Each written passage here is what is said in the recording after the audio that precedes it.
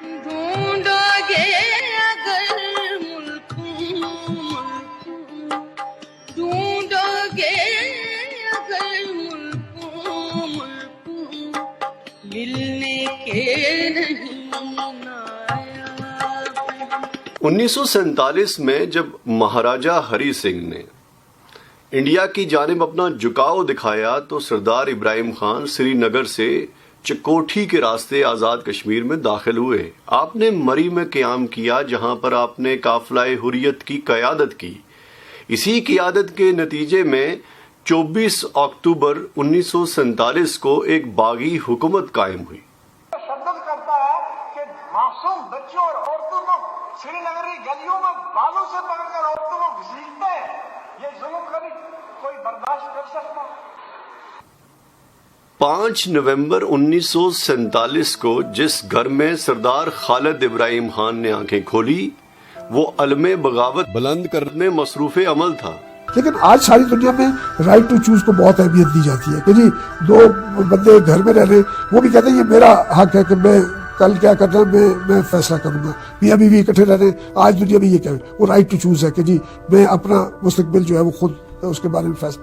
تو یہ تو ایک قوم ہے جو اب 1.5 کروڑ کے قریب ہو گئی ہے اور جو جدوجہد کر رہی ہے پچھلے 70 سال سے۔ جب حق خود ارادیت مانگتے ہیں تو ہم صرف مسلمانوں کے لیے نہیں مانگتے، ہم کہتے ہیں کشمیر میں رہنے والا جو بھی ہے جس مذہب سے بھی تعلق رکھتا ہے، چاہے وہ ہندو ہے، چاہے وہ سکھ ہے، چاہے وہ عیسائی ہے، چاہے وہ بدھ ہے، اس کو حق خود ارادیت ملنا چاہیے۔ چھوٹے کا جن لوگوں کو آپ نے لا کے بٹھایا ہے ان کی نمائندہ حیثیت ہی نہیں ہے، ہم کیسے ان کو تسلیم کریں؟ اگر ہم نے یہ بات تسلیم کری ہوتی تو ڈوگرے کی تسلیم کرتے جس کی 150 سال سے حکومت چل رہی تھی، آپ کی کیوں تسلیم کریں؟ سردار خالد ابراہیم خان نے ابتدائی تعلیم سر سید پبلک اسکول راولپنڈی اور سینٹ اینتھنی اسکول لاہور سے حاصل کی۔ آپ نے گورنمنٹ کالج لاہور سے سیاسیات اور اقتصادیات کے مضمون میں گریجویشن کی ڈگری حاصل کی۔ ایسا سیاست میں آنے کا پروگرام نہیں تھا، لیکن ایک گھر کا ماحول تھا، اس سے باہر نہیں نکل سکتے تھے کیونکہ وہ ماحول ایسا تھا۔ میں نے جس طرح آپ کو بتایا کہ سردار محمد ابراہیم خان صاحب ایک ایسے دور سے گزرے پہلے تحریک آزادی کشمیر کے حوالے سے۔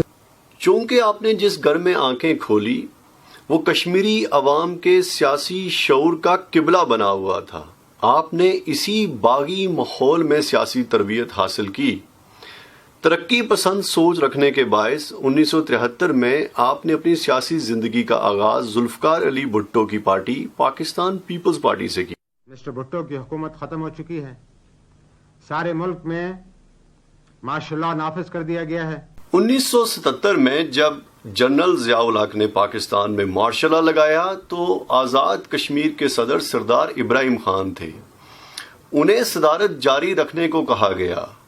سردار خالد ابراہیم خان نے اس تجویز سے اختلاف کیا جس کے نتیجے میں 1978 میں ایک فوجی بریگیڈیئر جنرل حیات خان کو آزاد کشمیر کا صدر بنا دیا گیا۔ سردار خالد ابراہیم خان نے ضیاء الحق کی آمریت کے خلاف تحریک چلانے کا فیصلہ کیا۔ آپ اس وقت کی مزاحمتی تحریک MRD جمہوریت کی بحالی کی تحریک کا حصہ بنے۔ اسی دوران آپ 10 سے زائد مرتبہ گرفتار ہوئے۔ بحالی جمہوریت کے لیے سردار خالد ابراہیم خان نے راولاکوٹ سے اسلام آباد لانگ مارچ کرنے کا فیصلہ کیا۔ 29 دسمبر 1983 آپ اس لانگ مارچ کے دوران زخمی ہوئے۔ ریاستی اداروں کے جبر کی وجہ سے آپ کا بازو ٹوٹ گیا۔ ہماری جو لانگ مارچ تھی ضیاء الحق کے مارشل لا کے خلاف، تو اس کی قیادت کرنل منشا صاحب، سردار خالد ابراہیم اور جاوید ناز صاحب کر رہے تھے۔ اسی دوران اس لانگ مارچ میں خالد ابراہیم صاحب اور جاوید ناز صاحب زخمی ہو گئے تھے۔ وہ زخمی ہونے کے باوجود دوسرے لوگوں کی پتہ کرتے تھے کہ کوئی کسی کو زیادہ تو نہیں لگی، کچھ نہیں۔ خالد ابراہیم صاحب میرے نزدیک بڑے ہماگیر شخصیت کے حامل انسان تھے، وہ دوستوں کے دوست تھے۔ میں ایک بات اس میں مینشن کرنا چاہتا ہوں جنید صاحب کے، ایک بات جو ہاشم قریشی نے کہی، میں اس کو کہنا چاہتا ہوں کہ اگر خالد ابراہیم جیسا دوست ہو تو ایک ہی ہو، دشمن ہوں تو ہزاروں ہوں۔ خالد ابراہیم اتنے عظیم انسان تھے۔ میں آخر میں اپنی طرف سے اس عظیم شخص کو لال سلام کہتا ہوں۔ خالد ابراہیم تجھے لال سلام۔ نومبر 1999 محترمہ بینظیر بھٹو آزاد کشمیر کے دورے پر تھی۔ آپ نے راولہ کوٹ میں ایک جلسے سے خطاب کرنا تھا، مگر آزاد کشمیر منگ کے مقام پر بہت سے کارکنان آپ کا انتظار کر رہے تھے، جس میں خواتین کی ایک بہت بڑی تعداد بھی شامل تھی۔ سردار خالد ابراہیم خان نے محترمہ کو منگ کے مقام پر رکنے کو کہا، مگر چونکہ محترمہ کے شیڈول میں وہاں رکنا نہیں تھا تو لہٰذا انہوں نے رکنے سے انکار کر دیا۔ خالد ابراہیم خان صاحب محترمہ کی گاڑی چلا رہے تھے اور آپ نے یہ کہہ کر گاڑی سے اتر گئے کہ ہماری خواتین عام طور پر سیاسی عمل کا حصہ نہیں بنتی اور آج آپ کی وجہ سے وہ یہاں پر آئی ہیں تو ہم ان کی حوصلہ شکنی نہیں کر سکتے۔ سردار خالد ابراہیم خان صاحب یہ بات جانتے تھے کہ محترمہ بینظیر بھٹو کی گاڑی کی چابی چھوڑنے کا مطلب اقتدار کے ایوانوں کی چابیوں کو ٹھوکر مارنے کے برابر ہے، مگر آپ اپنے اصولوں پر سمجھوتا نہیں کرتے تھے، لہذا وہاں سے آگے گاڑی جہانگیر بدر چلا کر راولہ کوٹ لے گئے۔ محترمہ بھی شاید یہ بات بانپ گئی تھی کہ سردار خالد ابراہیم اپنی سیاسی آزادی پر کبھی بھی سمجھوتا نہیں کریں گے۔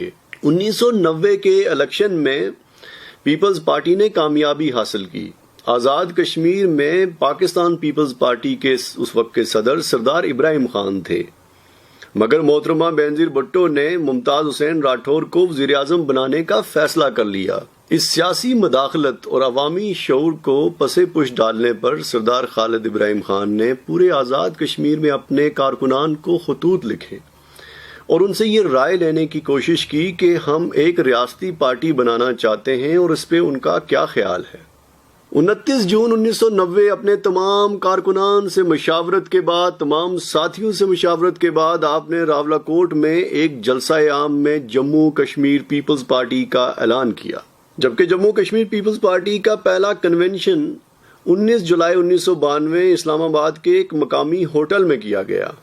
مجھے ذاتی طور پر سردار خالد ابراہیم خان صاحب کے ساتھ کام کرنے کا کافی موقع ملا ہے۔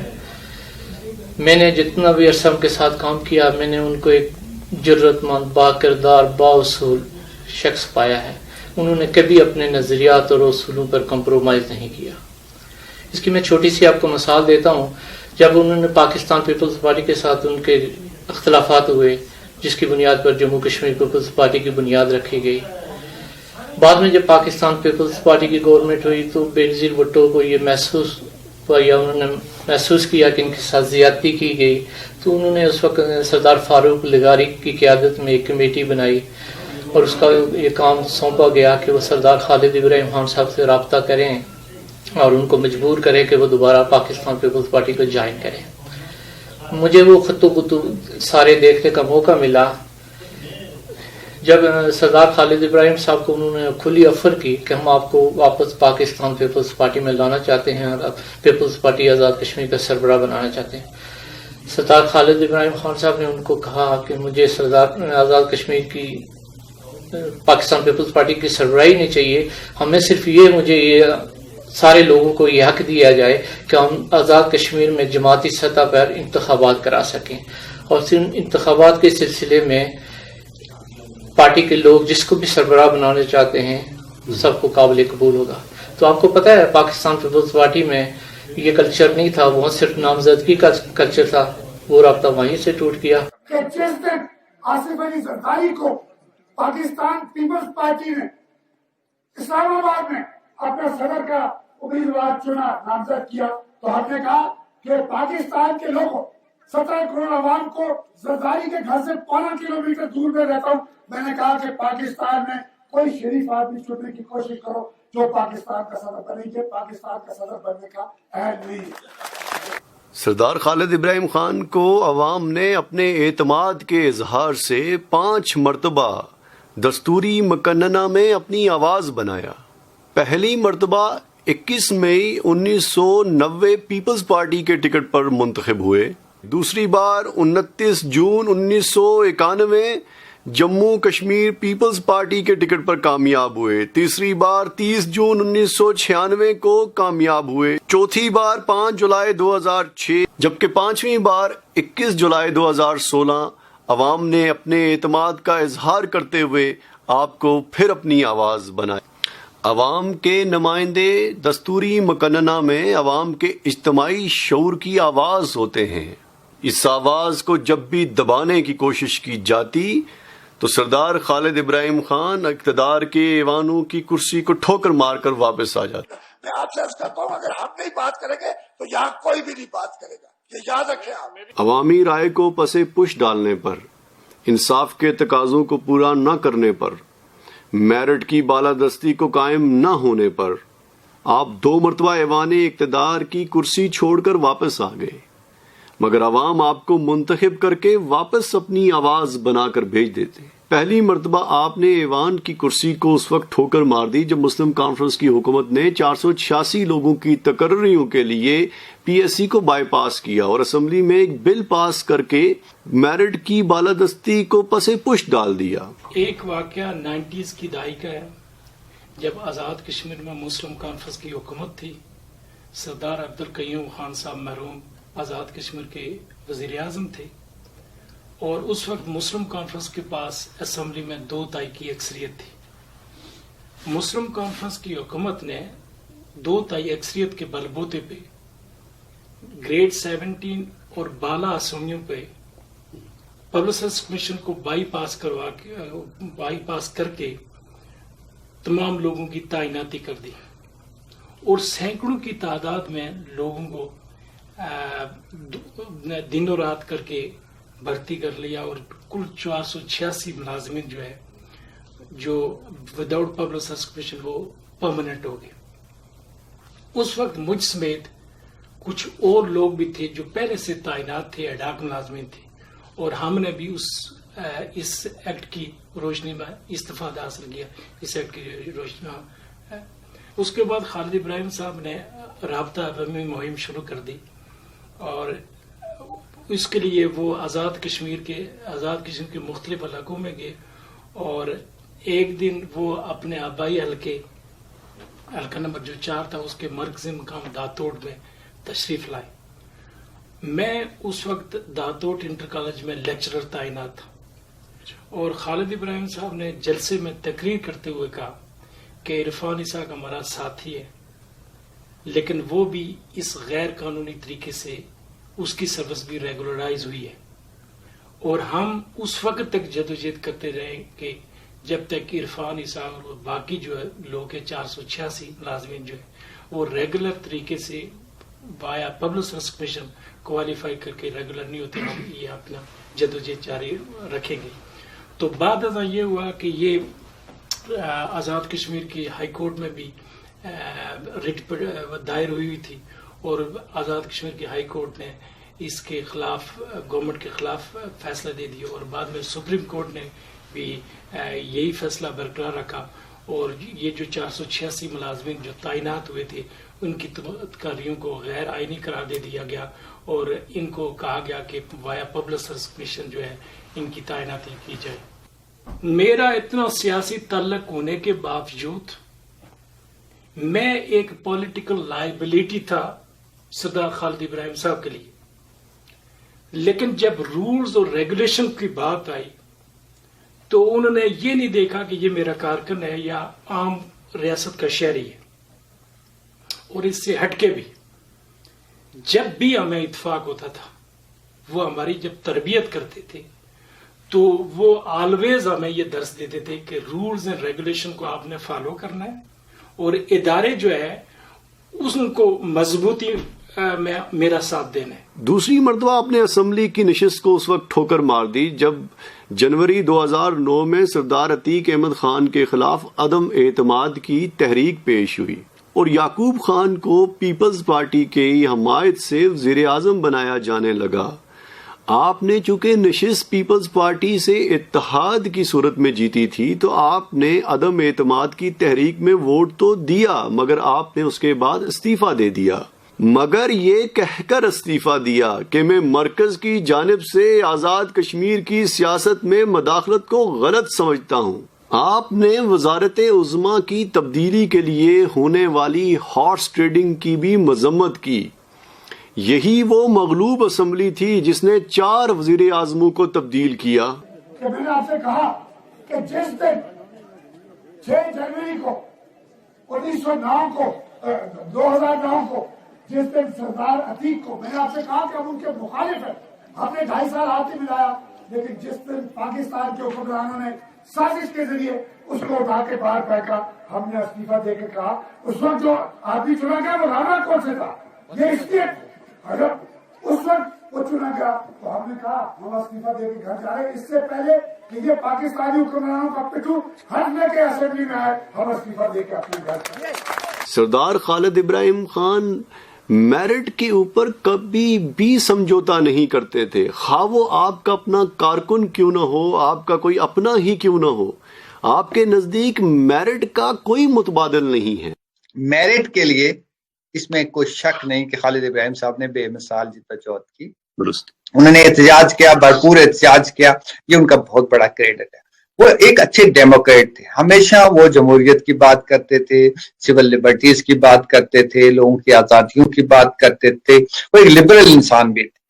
انہوں نے کبھی مذہب کی بنیاد پہ مذہب کو سہارا بنا کے ووٹ نہیں مانگے لوگوں سے. آپ منتخب نمائندوں کو دستوری مقننہ میں عوام کی اجتماعی آواز سمجھتے تھے. آپ کے نزدیک ایک عوامی نمائندے کا کام عوام کے لیے قانون سازی کے عمل کا حصہ بننا ہے. عوامی فلاح و بہبود کے منصوبوں کے لیے آپ لوکل گورنمنٹ کے سٹرکچر کو اور اداروں کو, جو حکومتی یا ریاستی ادارے ہیں, ان کو مضبوط کرنے کی تلقین کیا کرتے تھے. سردار خالد ابراہیم خان یہ سمجھتے تھے کہ آزاد کشمیر کی سیاسی جماعتیں آزاد کشمیر کے لوگوں کی ترجمان ہونی چاہیے. لیکن میں آپ کے پاس آیا ہوں ایک مشورہ کہ آیا ہم نے یہ سوچنا ہے کہ ہم نے پاکستان کی پارلیمانی جماعتوں کے پیچھے چلنا ہے یا اپنی جماعت کو پارلیمانی جماعت بنانا ہے. یہ ہمارا سوچنے کا مقام ہے, یہ ہمارا دیکھنے کا مقام. میں پھر آپ سے عرض کرتا ہوں, میں نے تو اپنا بندوبست 25 سال پہلے کر لیا تھا. جب جموں کشمیر پیپلز پارٹی بنائی تھی میں نے تو اپنے ٹکٹ کا بندوبست کر لیا تھا. میں نے کہا اس کا ٹکٹ بھی میں لوں گا اور میں لوں گا بھی خود ہی. تو میں نے اپنا ٹکٹ, میرا کسی کے پاس نہیں ہے, لیکن میں آپ سے عرض کرتا ہوں کہ میں اگر کسی ہمارے یہ لوگ سوچ ساتھی ہیں جو مختلف جماعتوں میں چل رہے, اگر یہ ٹکٹ کا فیصلہ پاکستان کی قیادت میں بیرسٹر سلطان محمود کا کرنا ہے یا راجہ فاروق حیدر صاحب کا کرنا ہے یا جناب چودھری مجید صاحب کا کرنا ہے, تو پھر یہ تحریک آزادی کشمیر جو ہے جو ہم چلا رہے ہیں, جس تشخص کی ہم بات کر رہے ہیں, یہ اس کو مجروح کرتا ہے. اس لیے ہم یہ کہتے ہیں کہ یہ فیصلے آپ آزاد کشمیر میں کریں, آپ مظفر آباد میں کریں, آپ رانا کوٹ میں کریں, آپ میرپور میں کریں, ہم آپ کے ساتھ چلنے کے لیے تیار ہیں. لیکن یہ فیصلے اگر لاہور سے ہوں گے, یہ فیصلے اگر لاڑکانہ سے ہوں گے, یہ فیصلے اگر بونیگالا سے ہوں گے, تو ہم ایسے فیصلے تسلیم کرنے کے لیے تیار نہیں ہیں. آپ پاکستان کی پولیٹیکل پارٹیز کی مرکز کی جانب سے آزاد کشمیر کی سیاسی جماعتوں کے اندر مداخلت کے سخت مخالف تھے. اگر ہم جن لوگوں نے یہ ملک آزاد کروایا, جنہوں نے یہ حکومت بنائی, جنہوں نے یہ اسمبلی بنائی بچائی, جب آپ ماشاء اللہ کا ساتھ دے رہے تھے, ہم اس اسمبلی کے لیے جدوجہد کر رہے تھے. آپ گلگت بلتستان کو آزاد کشمیر کی اکائی سمجھتے تھے. آپ سمجھتے تھے کہ آزاد کشمیر اور گلگت بلتستان اور مقبوضہ کشمیر کو مل کر پاکستان کے حق میں فیصلہ دینا چاہیے, نہ کہ ان کے حصوں کو بکھرا کر کے کسی خاص حصے کو پاکستان سے منسوب کر دیا جائے. آزاد کشمیر کی موجودہ حکومت نے 5 ججوں کی تقرری کے معاملے میں میرٹ کو پس پش ڈال دیا. سردار خالد ابراہیم خان نے دستوری مقننہ میں تقریر کرتے ہوئے اسے تنقید کا نشانہ بنایا, جس پر supreme court of Azad Kashmir نے توہین عدالت کا نوٹس جاری کیا.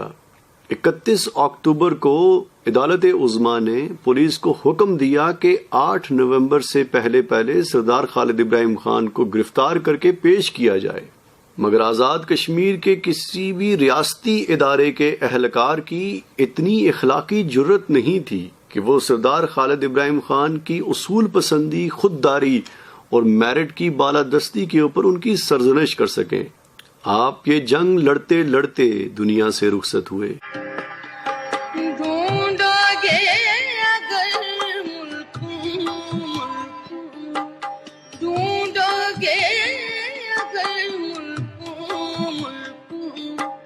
ملنے کے نہیں نایاب ڈھونڈو گے اگر ملکوں ملنے کے نہیں نایاب. مشرف کی ڈکٹیٹرشپ میں جب جنرل انور خان کو آزاد کشمیر کا صدر بنایا گیا تو آپ نے تب بھی احتجاج کیا اور کہا کہ ایک سیاسی نشست کے اوپر ایک غیر سیاسی شخص کی تقرری بلا جواز ہے. سردار مسعود خان حالانکہ آپ کے قریبی عزیز بھی تھے، مگر جب ان کو آزاد کشمیر کا صدر بنایا گیا تو آپ نے ایک سیاسی نشست کے اوپر ایک غیر سیاسی آدمی کی تقرری کی، تنقید بھی کی اور مذمت کی. میں آپ کو جس بات نے مجھے ان کو زیادہ قریب لایا اور جو چیز میں نے اپنی زندگی میں ان میں سیکھی، جب میں ایک علاقے میں رہتا تھا بوری فرمان صاحب، میرا تعلق راولہ گڑھ سے ہے، تو وہاں جب میں ادھر نیچے رہتا تھا تو میں سمجھتا تھا کل روئے زمین پر سید ہی رہتے ہیں اور کہیں کوئی نہیں رہتا. جب تھوڑا سا اوپر اٹھا میں راولہ گڑھ آنے جانے لگے تو پھر میں نے سمجھا کہ یہاں پوری دنیا میں سدن اور سید ہیں، باقی کوئی تیسری مخلوق نہیں ہے. ٹھیک ہے، تو جب ہم اس سے آگے بڑھتے رہے، ہمارے پردے اٹھتے رہے، میں نے خالد ابراہیم خان صاحب سے دو چیزیں سیکھی ہیں جو میری اپنی زندگی کا میں نے جن کو حصہ بنایا. وہ یہ کہ علاقائی تعصب، قبیلائی تعصب، ان چیزوں سے بالا تر ہو کر بہت بڑے ویژن کے مالک تھے. وہ یہ میں نے خالد ابراہیم صاحب سے سیکھا اور جب میں ان کے ساتھ ہماری رفاقت بڑھی تو اس وقت یہ میرے ایمان کا حصہ بن گیا کہ میں اگر اس طرح کی کوئی قبیلائی علاقائی تعصب سوچوں گا تو میرا ایمان کمزور پڑ جائے گا. میں نے ان سے یہ سیکھا ہے کہ اس سے بہت اوپر قومیں جب اٹھتی ہیں تو خالد ابراہیم خان صاحب نے ساری زندگی، ابھی بھی ہم کوئی قوم نہیں ہیں، ہم قومیتیں ہیں. خالد ابراہیم صاحب ان قومیتوں کو ایک قوم میں دیکھنا چاہتے تھے. یہ اس شخص کا ویژن تھا کہ حلقہ 3 اور حلقہ 4 کے لوگوں کو بار بار یہ کرپٹ سسٹم خالد ابراہیم کو اسمبلی سے واپس بھیجتا تھا تو ہم واپس منتخب کر کے تو اسمبلی میں بھیجتے تھے. خالد ابراہیم ہمارا شیشہ تھا، آئینہ تھا جس میں لوگ ہمارا ان 2 حلقوں کے لوگوں کا ایکس دیکھ سکتے ہیں. اقتدار کی سیاست میں اس میں لوگ ہمیں ناکام سمجھتے ہیں، وہ کہتے ہیں یہ کوئی خاص اقتدار حاصل نہیں کر سکے. تو سردار صاحب نے کہا کہ پارٹیاں روز روز نہیں بنتی اور نہ ہی سیاسی فیصلے روز تبدیل ہوتے ہیں.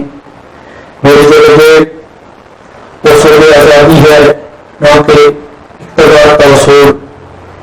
میری سیاسی جدوجہد کا معیار آزاد کشمیر کی حکومت کو بااختیار اور باوقار بنانا، یہاں اداروں کا استحکام، میرٹ کی بالادستی اور قانون کی حکمرانی قائم کرنا ہے. میں کہ یہاں تک ہے شروع سے جتنے خالد صاحب ابراہیم صاحب نے کردہ اتنے بہت بڑا ایک گراؤنڈ ٹورنامنٹ سا جس کی اڈا آخنے ہیں کل اتنے ایس کھیلنے ہونے سے بہت چھوٹے چھوٹے فٹ بال بھی پھر بعد ہی کرکٹ بھی تو اکثر خالد صاحب جدو تھے انہیں سے اچھی کرکٹ کھیل لے تو سکنے پھر بیڈمنٹن نے ٹورنامنٹ وغیرہ کروانے سے اچھی تو سکنے ٹورنامنٹ کھیل لے اتنے شرکت کر لے. جو ہے آخری آپ اس کو شاید پیغام کہہ سکتے ہیں چونکہ ہمیں تو یہ معلوم نہیں تھا کہ سردار خالد ابراہیم خان صاحب 2-4 دن میں ہم سے جدا ہونے والے ہیں، لیکن انہوں نے یہی کہا کہ جو حق کی بات ہوتی ہے اس کو کہنے میں آپ کو یہ کبھی نہیں سوچنا چاہیے کہ آپ کی اس صحیح بات کے ساتھ متفق ہونے والے کروڑوں لوگ ہیں یا آپ کی اس صحیح بات کے ساتھ اختلاف کرنے والے کروڑوں ہیں. تو آپ کو صرف یہ دیکھنا ہے کہ آپ کی ذمہ داری ہے کہ آپ صحیح بات کریں. ایک اور بات میں سمجھتا ہوں کہ جس طرح کی تربیت خالد ابراہیم صاحب نے اپنے کارکنوں کی تو وہ تربیت جو آگے نوجوان نسل تک پہنچنا بڑا ضروری ہے. میں مثال یہ دوں گا کہ ہمارا ایریا جو ہے وہ کافی پسماندہ ہے اور ظاہرہ شہر سے ہٹ کے ہے، تو وہ کارکنوں کی تربیت کے حوالے سے میں ایک مثال دینا چاہوں گا. خالد ابراہیم صاحب کی ایک اسکیم منظور ہوئی کہ جناب اس روڈ کو اپ گریڈ کرنا ہے، اس کے لیے ظاہر ہے جو مختصر فنڈ تھے ان کو ملتے ہیں اس حوالے سے. تو ہمارے کارکنوں نے یہ کیا کہ یہ روڈ جو ہے یہ مثلا 1.5 کلومیٹر بنے گی ان فنڈز میں. انہوں نے کچھ اپنی طرف سے بھی چندہ کیا اور تقریباً 2 کلومیٹر وہ روڈ مکمل کی. ٹھیک ہے جی.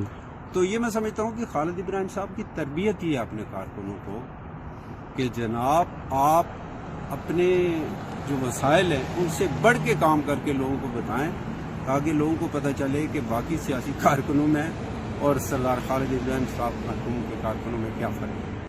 मैं सिर्फ इतना कह सकता हूँ कि सरदार खालिद इब्राहिम साहब जैसे सच्चे और खरे लीडर सदियों में पैदा होते हैं, लेकिन अक्सर लोगों को उनके जाने के बाद एहसास होता है बड़े से बड़ा सियासी नुकसान बर्दाश्त करना और बड़े से बड़े आदमी के सामने अपनी बात इंतहाई बेबाकी से कहना सरदार खालिद इब्राहिम साहब का तुल्ला इम्तियाज था। खालिद इब्राहिम साहब जो हैं, अल्लाह ताला उनको गरीब के रहमत करे, वो सरदार मोहम्मद इब्राहिम खान के और चौधरी गुलाम अब्बास के जो नज़रियात और ख्यालात थे, वही नज़रियात और ख्यालात उनके भी थे पाकिस्तान के हवाले से, कश्मीर के मुस्तकबिल के हवाले से, और हम बार बार सुन चुके हैं उनके ख्यालात को भी। जो चीज़ उनको मुमताज़ करती है वो ये नहीं कि वो आज़ाद कश्मीर को या जम्मू कश्मीर को पाकिस्तान बनाना चाहते थे, या वो जो है बाकी लीडरों से कोई मुख्तलिफ सियासी ख्यालात रखते थे, आइडियालॉजी रखते थे। इन सब लीडरों की तकरीबन एक जैसी आइडियालॉजी है। खालिद इब्राहिम साहब में और बाकी लोगों में ये फ़र्क था कि खालिद इब्राहिम साहब का किरदार के बारे में हम बिला किसी खौफ और तरदीद ये कह सकते थे कि वो एक निहायत ही दयानतदार इंसान थे, बल्कि मैं कहूँगा वो ज़रूरत से ज़्यादा दयानतदार थे। माली तौर पे भी इस बात की गवाही बेशुमार लोग देते हैं कि उनको बेशुमार मौके मिले, लोगों ने पेशकश की, एहतियात देने की कोशिशें की, लेकिन खालिद साहब जो है उन्होंने एक बहुत ही दरवेशाना जिंदगी गुजारी है। हमने खुद उनकी जीप को बार बार देखा और बाज़ औक़ात खराब होते भी देखा, खराब हुई भी देखा, लेकिन मैं एक बात कहना चाहता हूँ कि ये सारा रास्ता जो था उन्होंने अपनी मर्जी से चुना। हम खुद सेटिस्फाइड हैं, मैं खुद अपनी ज़ात के हवाले से, कि मुझे जो करना चाहिए था मैंने वो करने की कोशिश की है। जो लोग मुझे चाहते थे कि ये करें, मैंने वो नहीं किया ज़िंदगी में। मैंने खुद देखा कि क्या सही है क्या गलत है, हमने वो करने की कोशिश की, और जो मैंने किया है वो सारा सही नहीं है, वो मैं आपसे अर्ज करता हूँ। लेकिन कोशिश ये होनी चाहिए कि अगर आपकी सोच है कि ये सही काम है तो आपको करना चाहिए, कोई अच्छा माने या बुरा माने, लेकिन आपको वो करना चाहिए। सरदार खालिद इब्राहिम खान जिंदा है दाखिली सियासी आज़ादी की सोच में। सरदार खालिद इब्राहिम खान जिंदा है जमहूरियत की जद्दोजहद की सोच में। सरदार खालिद इब्राहिम खान जिंदा है आमरीत के खिलाफ डट जाने के हौसले और जज्बे में। मगर सरदार खालिद इब्राहिम खान उस दिन मर जाएगा जब हम आने वाली नस्लों को उनके उसूलों की तालीम देने में नाकाम हो जाएंगे। मिलने के नहीं ना